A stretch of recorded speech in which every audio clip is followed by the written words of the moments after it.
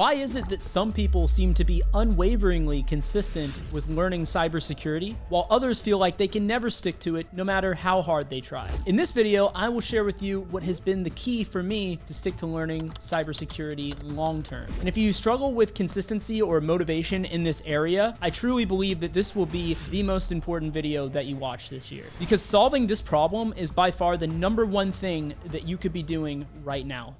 So first of all, I wanted to break this down into two parts. First, what has worked for me best early in my career versus what works best for me now. So early on, I very much took the approach of exploratory learning, which I would recommend for everyone that is earlier in their career, or maybe you're learning this stuff, trying to get into the field, and you are maybe struggling with motivation. Just to have a more exploratory approach can give you a really big boost in your enjoyment of what you're doing, because there's two parts to it. There is what is super efficient and what is fun and interesting, and there is an ebb and flow to this, a balance. You know, on my YouTube videos I speak to a general audience and I will say like, hey, this is, generally the best path, the most efficient path, but the reality is a lot of that is not going to matter as much if you hate it, right?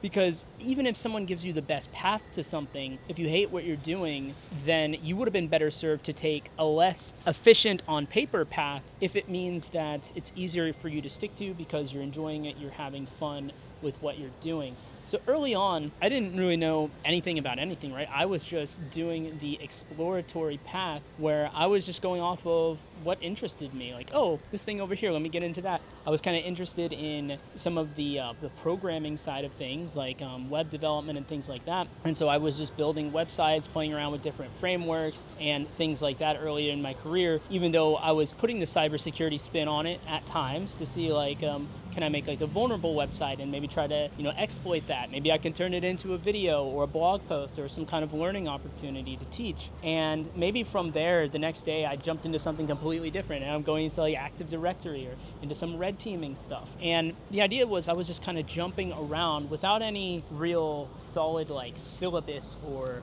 path or something like that.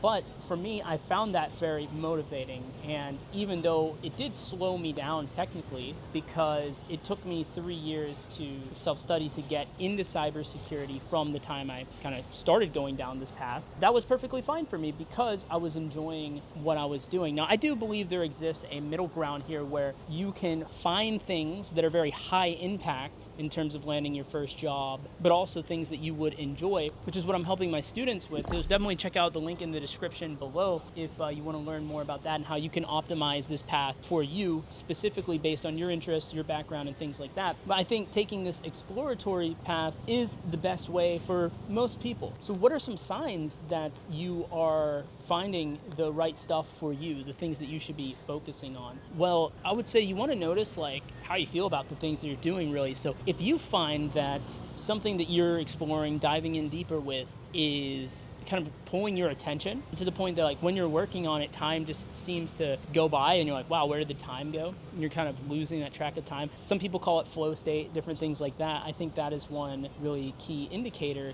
that this might be an area that you might want to revisit when you get to the later stage in your career and you really look to specialize and refine. So for me, what I noticed early on was figuring out how things work was one of those. So when I was doing like web development, I was figuring out how the like frameworks work and different programming languages and stuff. I found that for one thing, I just lost track of time doing that. And then secondly, I had a very difficult time unwinding from that. Like my brain was just so hyped up. Like I was just, the way that I would describe it is I was just like so hyped up. I was like cracked out on learning, to the point that like I couldn't do it late at night before bed, because if ever I did, I would have a really hard time going to sleep. And that is, I think, a good indicator. Perhaps something like that when you're doing this exploratory phase and you're trying these different areas in cybersecurity, IT, programming, different stuff. What areas, if any, do you have like little signs like that? And maybe it's not as extreme. Maybe it's something that you can build upon over time, because sometimes it takes a little bit of trial and error and diving in deeper till you really hit that point with something where you do get really into it.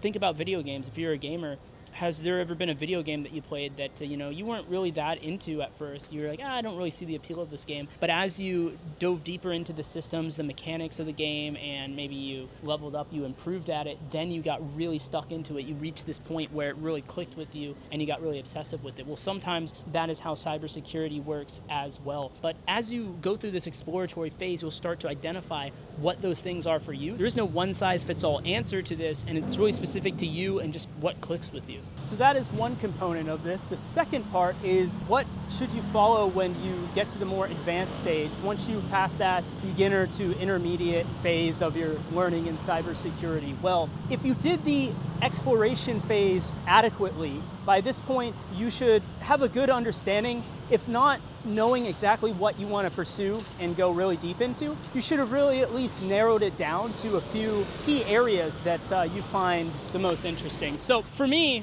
it took a little bit of time into my career until I was ready to really go deep into one area. So what I noticed is that as I went through my career, I started to narrow down more and more what my interest areas are. I think a really good model to base yourself after with this stuff is if you look at doctors as a profession, right? You have people that specialize in all different parts of the body. You have people that might even highly specialize in certain types of surgeries and things like that. But at the end of the day, there's a set of core material that all the doctors had to go through before they started specializing. And so if you apply this model to cybersecurity, and the thing is, it's not as clear cut here as far as when to specialize, because that might be your next question. Well, when should I? How do I know it's time to go deep in one area? That is something that is going to differ from person to person. So like I said, follow the link in the description below if you want some clarity on this, and I can see how I can help you there, because there is no one size fits all with this is the main thing. But when we apply this to cybersecurity, eventually you're going to start narrowing this down if you do the exploration phase. And for me personally, what this looked like is the first thing that I figured out was I enjoy figuring out how things work, looking at things from the lower level,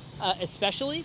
So that kind of narrowed it down a little bit for me. I enjoyed the sides of pen testing that had to do more with like lower level functionality. So things like binary exploitation really appealed to me. On the red teaming side, things like OPSEC and crafting payloads to bypass antivirus, like developing loaders and looking at some of the bypass stuff, I found more engaging to me versus something like web pen testing, or for example, doing like web API and different stuff like that. With that being said, I still found time to do a little bit of exploratory learning for most of my career. So for example, I did dive into areas like cloud security because that was just something that I found really interesting. But if I think back, the reason that I was interested in that is I wanted to figure out, how does the cloud work? Here is this technology that was at the time pretty emerging, and it still is pretty early for that stage. They're figuring out the security side still over there. But I wanted to learn all about it and figure out how it works under the hood and figure out how it can be abused by attackers, how to secure it, all that stuff. So really leaning into your curiosity is the way to go here. But maybe you're watching this video and your interests are completely different to mine. Absolutely fine. You might find, like many people out there, that web is something that really engages you. Whatever that is, you want to find that and you want to go deeper into that. And as you get further in your career is when you want to specialize more and more and more.